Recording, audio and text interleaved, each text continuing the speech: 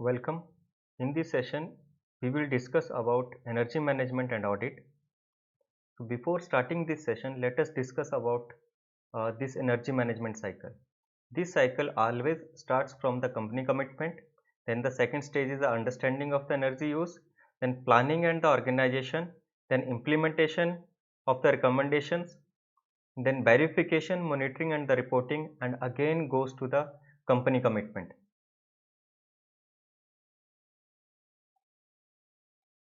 The next is the objectives of this session. The main objective of this session is to understand the concept of energy management and audit. The fundamental goal of energy management is to produce goods and provide the services with the least cost and least environmental effects. So, in this session, we are going to cover up following topics. Number 1, the definition of energy management, definition of energy audit, what are the different needs of energy audit, and what are the different types of energy audit.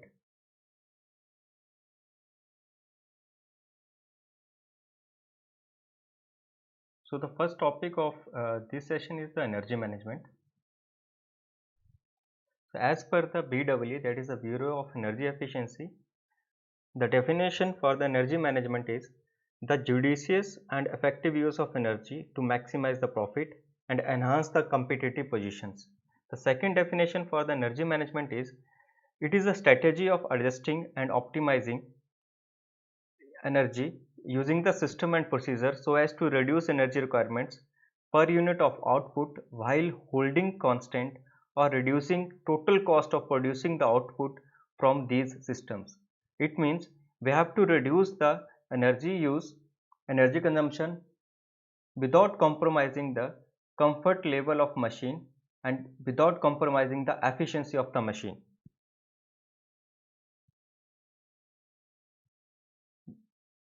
The objectives of energy management includes the number 1, to achieve and maintain optimum energy procurement and utilization. Second main objective, to minimize the energy cost waste without affecting the production quality.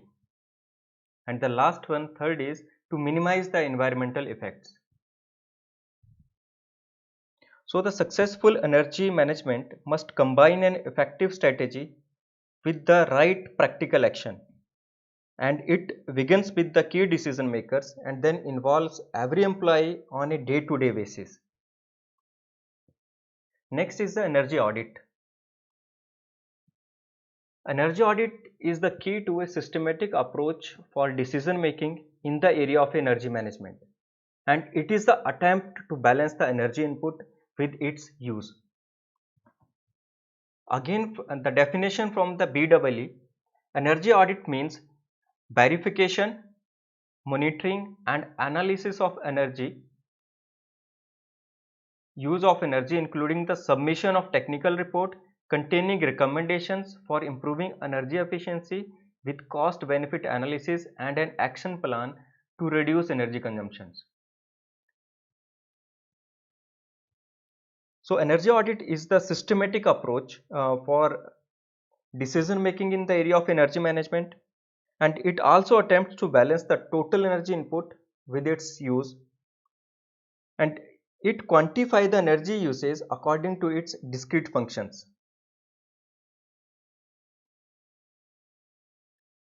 Next is the need of energy audit. So energy audit helps to understand the use of energy in industry in different processes, and it also helps to find the areas where waste can occur with the scope for improvement. So generally in the industry there are three top operating costs which are often found to be the number 1 is the energy, second is the labor cost, third is the material cost, and out of these three energy has the higher potential for the cost reduction.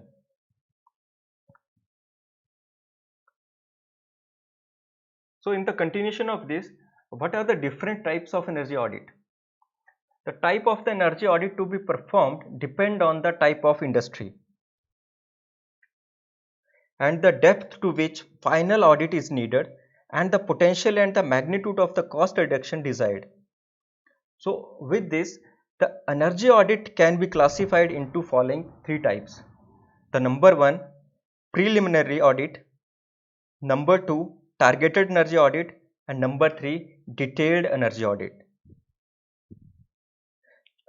The first one, preliminary energy audit, it is also known as the walkthrough audit and the diagnostic audit. This is generally a relative quick exercise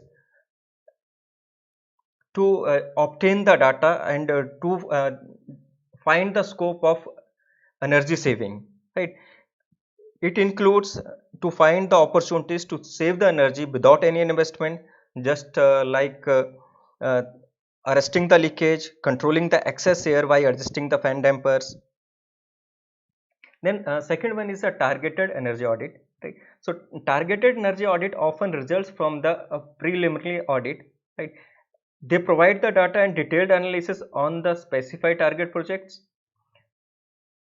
For example, uh, company may have the target to reduce the cost of its lighting load or compressed air system, right? So in the target audit, therefore involves a detailed survey of the target subject and the analysis of the energy flow and cost associated with these targets, right? The third type is the detailed energy audit. So this is a comprehensive audit and result in a detailed energy project implementation plan for a facility, since it accounts for the energy use of all major equipments.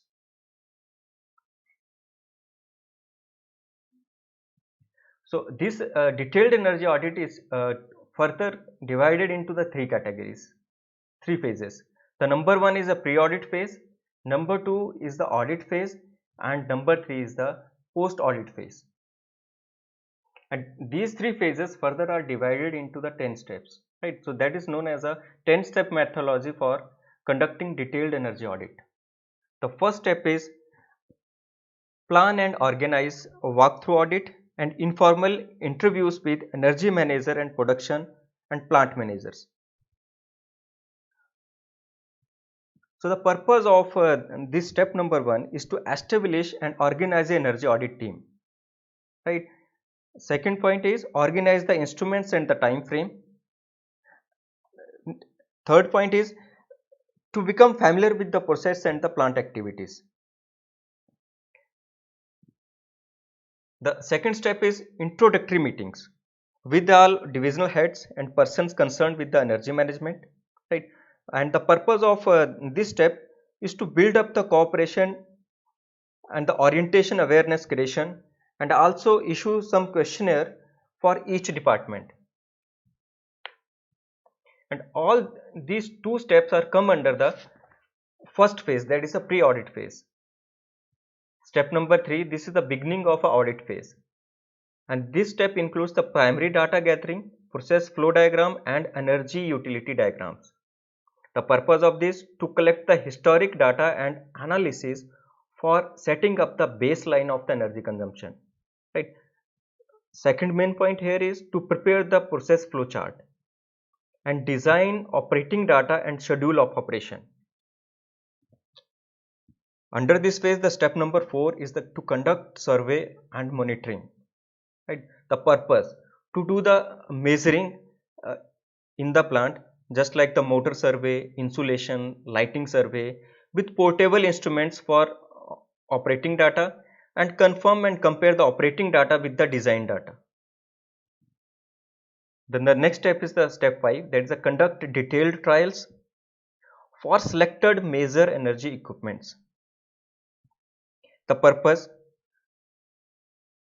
24 hours power monitoring of max MD, PF, kWh, load variation trends in pumps, fans and compressors, right? Then trial on the boiler efficiency, furnace efficiency, and also the equipment performance tests come under this step. Next step is the step number 6, that's the analysis of energy use, right? The purpose of this step to match the energy and material balance, right? And to do the energy loss slash waste analysis. Then step number 7, identification and development of energy conservation opportunities, that is ENCON. The purpose is to conceive, develop and refine ideas, review ideas suggested by unit personnel, or use brainstorming and value analysis techniques. Contact vendors for the new and efficient technology. Step number 8 of energy audit is cost benefit analysis. The purpose is assess technical feasibility, economic viability, and prioritize of NCON options for the implementation. Then select the most promising project and prioritize by low, medium and long term measures. The step number 9, reporting and presentation to the top management. The action in this step is to document and draft the report presentation to the top management and final report preparation on the feedback from the unit. So from step number 3 to step number 9, right, these steps are come under the second phase, that is the audit phase, right. Then last step is the step number 10 that come under the post audit phase, that is the implementation and follow-ups. The implementation of NCON recommendation measures and the monitor performance, just like the action plan, schedule for the implementation, monitoring and periodic review. So this is all about the introduction of the energy management and energy audit. So thanks with one message that 1 unit of electricity saved by you is equivalent to the 2 unit of electricity generated. Thanks for watching this video.